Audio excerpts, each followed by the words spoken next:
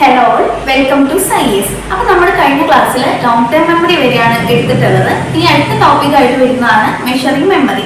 നമ്മുടെ memory measure ചെയ്യാൻ വേണ്ടിയിട്ട് 3 മെത്തേഡാണ് ഉള്ളത്: recall, recognition, relearning. First one recall.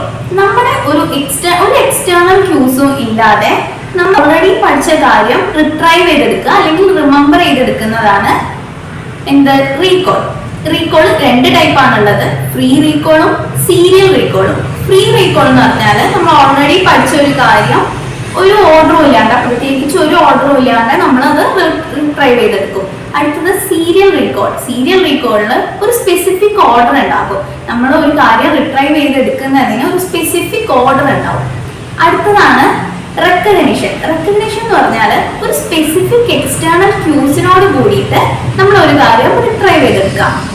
Last one ആണ് റീലേണിംഗ്. റീലേണിംഗ് എന്ന് പറഞ്ഞാൽ നമ്മൾ ഓൾറെഡി പഠിച്ച ഒരു കാര്യം ഒരു സ്പെസിഫിക് ഇന്റർവെൽ ഓഫ് ടൈമിൽ വീണ്ടും അത് റിപ്പീറ്റ് ചെയ്തുകൊണ്ടേയിരിക്കുക, പഠിച്ചതന്നെ വീണ്ടും പഠിച്ചുകൊണ്ടേയിരിക്കുന്നതാണ് റീലേണിംഗ്. നെക്സ്റ്റ് ടോപ്പിക് ആയിട്ട് വരുന്നതാണ് റിട്രീവൽ ക്യൂസ്. റിട്രീവൽ ക്യൂസ് എന്ന് പറഞ്ഞാൽ നമ്മളൊരു ഇൻഫോർമേഷൻ പഠിക്കുന്ന സമയത്ത് അത് ഏത് സിറ്റുവേഷനിൽ ഇരുന്നിട്ടാണോ നമ്മൾ ആ ഒരു ഇൻഫോർമേഷൻ പഠിക്കുന്നത്, ആ ഒരു സെയിം സിറ്റുവേഷനിൽ വീണ്ടും പോയി കഴിഞ്ഞാൽ നമുക്കത് പെട്ടെന്ന് റിട്രൈവ് ചെയ്തെടുക്കാം, ഈസി ആയിട്ട് റിട്രൈവ് ചെയ്തെടുക്കാം എന്നുള്ളതാണ് ഇതിൽ പറയുന്നത്. ഈ റിട്രീവൽ ക്യൂസിന് 2 ടൈപ്പ് ഉണ്ട്: state dependent memory, context dependent memory. Context dependent memory എന്ന് പറഞ്ഞാൽ നമ്മളൊരു കാര്യം, ഒരു ഇൻഫോർമേഷൻ എൻകോഡ് ചെയ്യുന്നത് ഏത് സിറ്റുവേഷനിലാണോ അല്ലെങ്കിൽ ഏത് സ്ഥലത്ത് ഇരുന്നിട്ടാണോ ആ സ്ഥലത്തോട്ട് വീണ്ടും പോയാൽ അല്ലെങ്കിൽ ആ ഒരു സാഹചര്യത്തിലോട്ട് വീണ്ടും പോയി കഴിഞ്ഞാൽ നമുക്ക് ആ ഒരു കാര്യം പെട്ടെന്ന് റിട്രൈവ് ചെയ്തെടുക്കാൻ പറ്റും.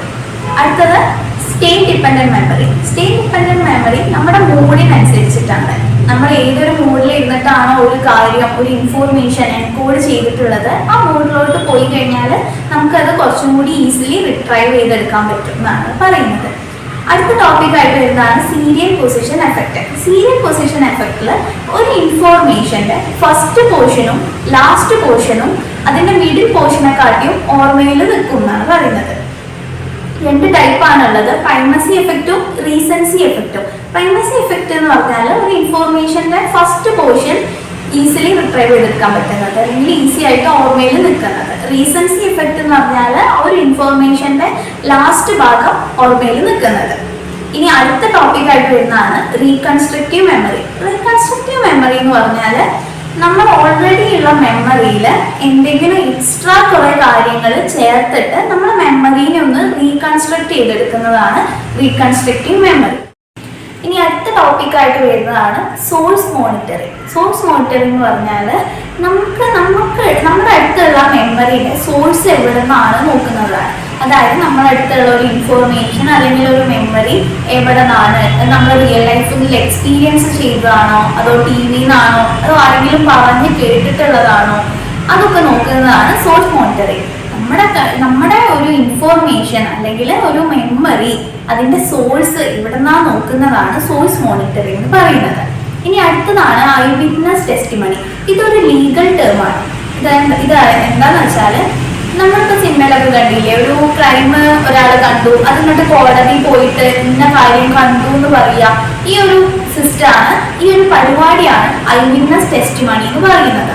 ഇനി അടുത്തത് ഫാൾസ് മെമ്മറി. ഫാൾസ് മെമ്മറി എന്ന് പറഞ്ഞാൽ പേര് പോലെ തന്നെ തെറ്റായ മെമ്മറി. അതായത് നമ്മൾ ഇതുവരെ എക്സ്പീരിയൻസ് ചെയ്തിട്ടില്ലാത്ത ഒരു കാര്യം എക്സ്പീരിയൻസ് ചെയ്തിട്ടുണ്ട് എന്ന് വിശ്വസിക്കാം. ഇങ്ങനൊരു കാര്യം എക്സ്പീരിയൻസ് ചെയ്തിട്ടുണ്ട് എന്ന് വിശ്വസിക്കുന്നതാണ് ഫാൾസ് മെമ്മറി.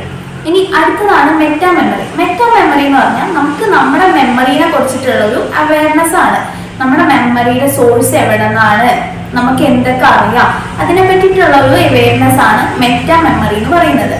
അടുത്ത ടേമാണ് ഫോർഗെറ്റിംഗ്. ഫോർഗെറ്റിംഗ് എന്ന് പറഞ്ഞാൽ നമ്മൾ ഓൾറെഡി പഠിച്ച ഒരു കാര്യം റീകോൾ ചെയ്യാൻ പറ്റാത്ത ഒരവസ്ഥ. അതായത് ഇപ്പം നമ്മൾ ലോങ് ടേം മെമ്മറിയിൽ ഒരു കാര്യമുണ്ട്, പക്ഷെ ആ കാര്യം നമുക്ക് റീകോൾ ചെയ്തെടുക്കാൻ പറ്റുന്നില്ല, റീകോൾ ചെയ്യുന്നതിന് ഫെയിലിയർ ആയി പോവാണ്. ഈ ഒരു അവസ്ഥയാണ് ഫോർഗെറ്റിംഗ് എന്ന് പറയുന്നത്.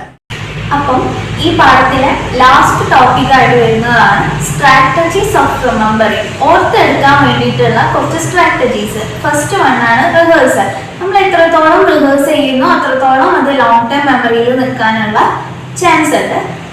നെക്സ്റ്റ് ആണ് എലോബറേഷൻ. എലോബറേഷൻ എന്ന് പറഞ്ഞാൽ നമ്മൾ ഒരു കാര്യത്തിലോട്ട് ഒരു മെറ്റീരിയലിലോട്ട് എന്തെങ്കിലും ആഡ് ചെയ്യുക അല്ലെങ്കിൽ അത് എക്സ്റ്റെൻഡ് ചെയ്ത് കഴിഞ്ഞാൽ ആ ഒരു കാര്യം നമുക്ക് പെട്ടെന്ന് ഓർമ്മയിൽ നിൽക്കും.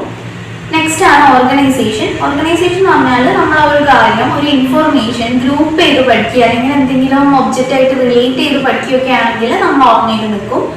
ലാസ്റ്റ് വൺ ആണ് ന്യൂമോണിക് ഡിവൈസസ്. ന്യൂമോണിക് ഡിവൈസസ് എന്ന് പറഞ്ഞാൽ നമ്മൾ ഓർത്തെടുക്കാൻ വേണ്ടിയിട്ട് നമ്മൾ ഒരു ഇൻഫോർമേഷൻ ഓർത്തെടുക്കാൻ വേണ്ടിയിട്ട് എന്തെങ്കിലുമൊക്കെ ഒരു കണക്ഷൻ ഉണ്ടാക്കി പഠിക്കാം. ഈ ന്യൂമോണിക് ഡിവൈസസിൽ കുറച്ച് മെത്തേഡ്സ് വരുന്നുണ്ട്.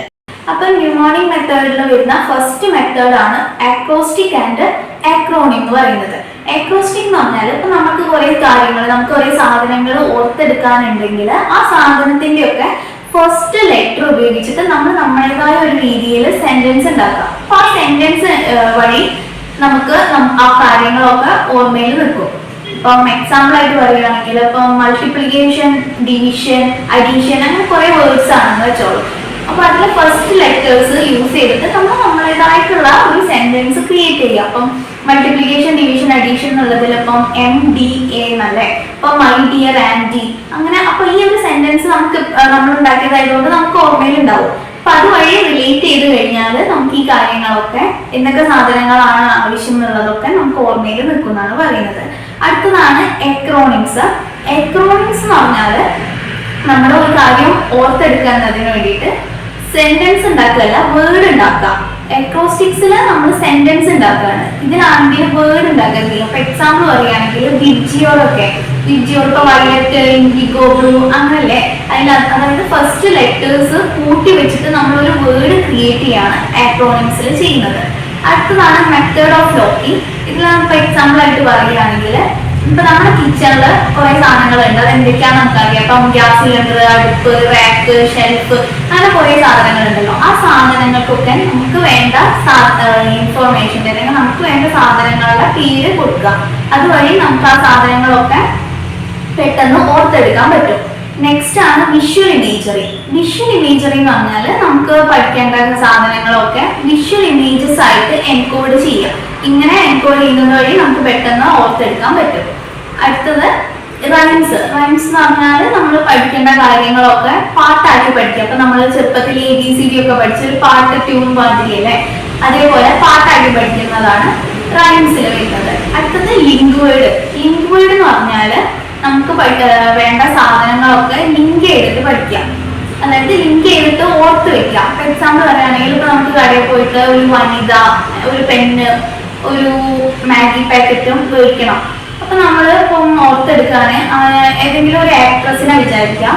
അപ്പൊ ആക്ട്രസിന്റെ ഒരു കയ്യില് പെന്നും ഒരു കയ്യില് മാഗിയും എന്ന് വിചാരിക്കുകയാണെങ്കിൽ നമുക്ക് എന്തൊക്കെയാണ് സാധനങ്ങൾ വേണ്ടതെന്ന് പെട്ടെന്ന് ഓർത്തെടുക്കാൻ പറ്റും.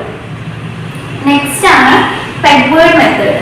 പെഗ് വേർഡ് മെത്തേഡിൽ പറയുന്നത് നമുക്കിപ്പോൾ കുറെ സാധനങ്ങൾ വാങ്ങിക്കാനുണ്ടെങ്കിൽ അതിനൊക്കെ ഓരോ നമ്പർ കൊടുക്കുക. അപ്പോൾ 1 മുതൽ 10 വരെ അങ്ങനെ കൊടുക്കുകയാണെങ്കിൽ ഈ ഓരോ നമ്പർ നമ്മൾ ഓർക്കുമ്പോഴും ആ നമ്പറിലുള്ള സാധനങ്ങൾ നമുക്ക് ഓർത്തെടുക്കാൻ പറ്റും.